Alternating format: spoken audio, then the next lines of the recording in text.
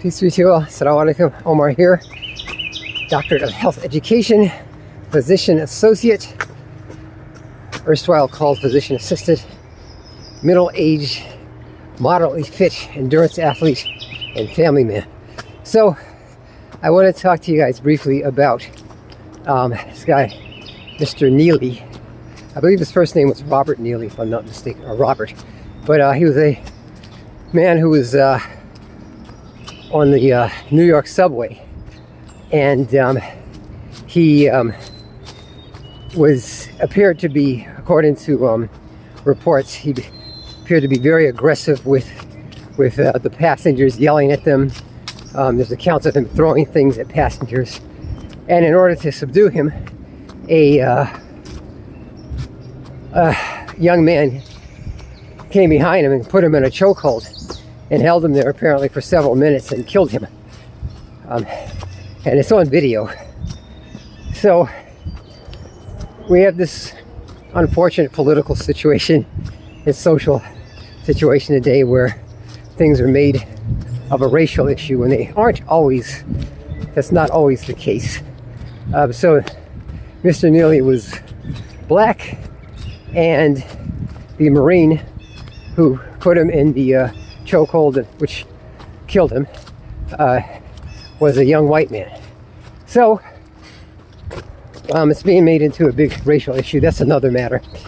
But there's the issue that's being raised about mental health and mental health services for people who have got histories of mental health illness.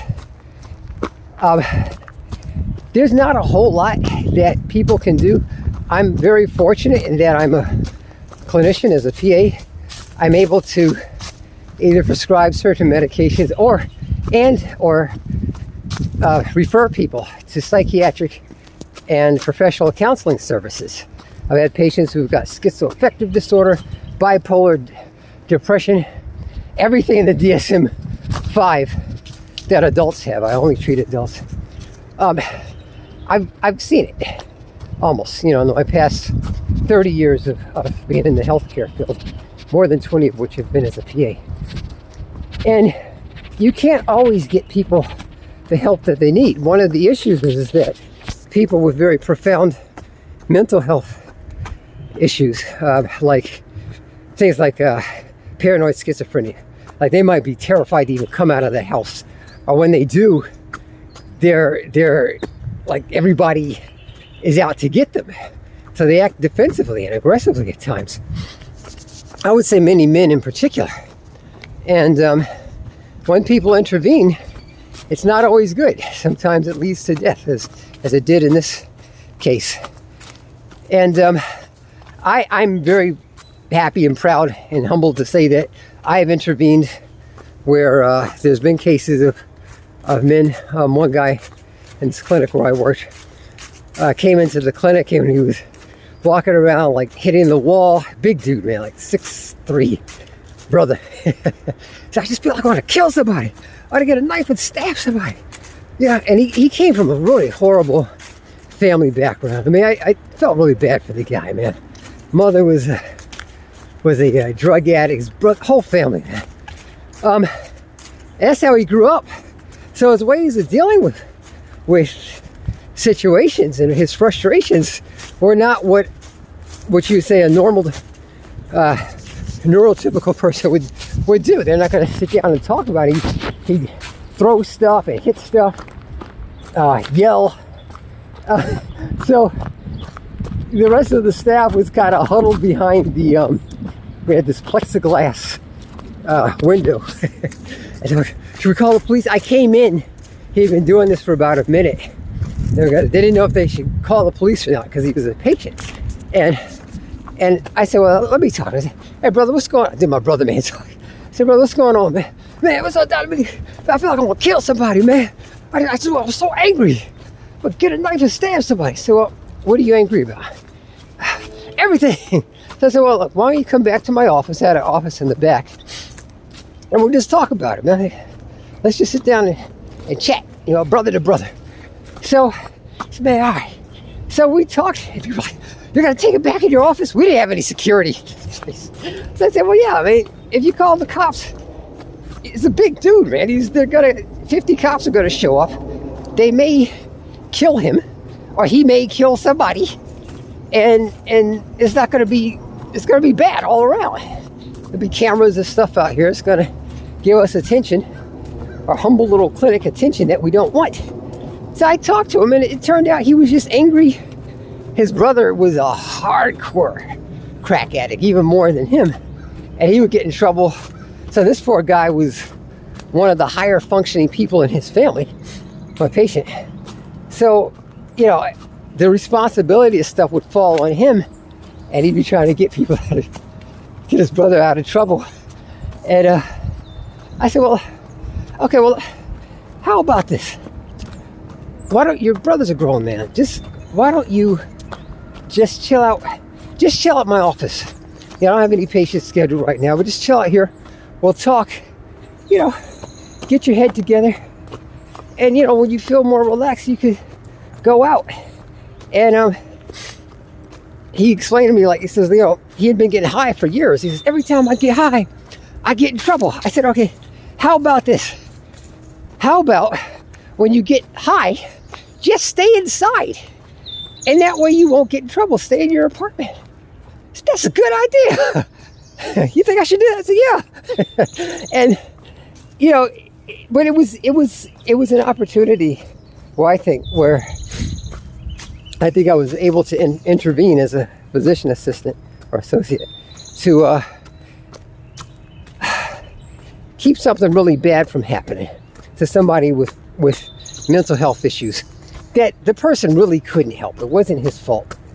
You know, you can't choose your parents, and you can't choose your social strata, you know, as a kid. And the end result is an adult with manifestations of a lot of psychopathology. But having relayed that anecdote, I would say that I'm an advocate of more outreach services for mental health people, maybe putting them on trains. I lived in New York for a couple of years. New York subway station is not like DC metro station. Yeah, there's rats. I mean, it's lots of folks with homelessness and things just living in the station. It's not an easy place to be in. Now, and I've seen this, I'm here in DC. I've seen the same type of occurrence here in DC on the metro, where, you know, somebody with mental health issues is acting up. One guy actually saw hit another dude, a black dude hitting a white dude, and he was kirking out, man, they try to sneak up on me. They try to, the N-word. But I was like, yo, bro, chill. Just chill, man, come on. And he chilled out. I don't know, maybe it's my gift to help people chill out. But this thing with Neely, you know, with his death, with all the protests and everything, I hope that the good that comes out of his death is that, you know, puts more emphasis on social services with people who have profound mental health issues. They need advocates, like professionally trained advocates that can help them navigate through society. We have some pretty good services here in DC, but I don't know about New York. There needs to be more. Housing is a big issue. But that's it for now. You know, you can do a lot of good as a physician associate. Now, if you want to be a PA like me and help intervene, help with intervention with a lot of you know, incidences or things that could happen to people with mental health issues, you can work in psychiatric medicine and you know, be useful. But it's hard to get into PA school, but I can help you, Lord willing, inshallah. So if you want some mentoring, I'm willing to do that. Been a PA for more than 20 years. It's been a lot of fun. Made some good money and have done a lot of good, I think. Bismillah. So I wish you guys the best of success in your positive endeavors. I would like to know what some of you all's thoughts are on Mr. Neely and the guy that killed him, and what can be done to circumvent these situations in the future. Take care. Peace.